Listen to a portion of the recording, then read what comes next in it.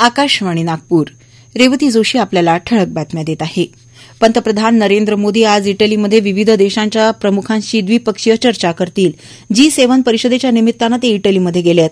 फ्रान्सचे राष्ट्राध्यक्ष Emmanuel Macron, ब्रिटनचे पंतप्रधान ऋषी सुनक, जर्मनीचे चान्सलर ओलाफ शोल्झ, इटलीच्या पंतप्रधान जॉर्जिया मेलोनी, जपानचे पंतप्रधान फुमिया किशिदा आणि युक्रेनचे राष्ट्राध्यक्ष व्लादिमीर झेलेन्स्की यांच्यासोबत पंतप्रधान चर्चा करतील.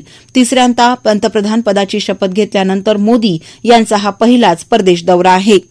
18व्या लोकसभेच्या सभापतीपदासाठी येत्या 26 जूनला निवडणूक होणार आहे. संसदेचं पहिलं अधिवेशन 24 जून ते 3 जुलै या कालावधीत होणार असून या अधिवेशनात नवनिर्वाचित खासदारांना सदस्यत्वाची शपथ देण्यात येईल, तर राज्यसभेचं अधिवेशन 27 जूनपासून सुरू होणार आहे. वैद्यकीय आणि दंतवैद्यकीय प्रवेशासाठीच्या नीट परीक्षेत पेपरफुटी आणि अन्य गैरप्रकार झाल्याचा आरोप करीत त्याची केंद्रीय अन्वेषण संस्थेमार्फत चौकशी करण्याची मागणी करणाऱ्या विविध याचिकांवर सर्वोच्च न्यायालयानं राष्ट्रीय परीक्षा संस्था तसंच केंद्र सरकारला नोटिसा बजावल्या आहेत. या प्रकरणाची पुढील सुनावणी येत्या 8 जुलैला होईल.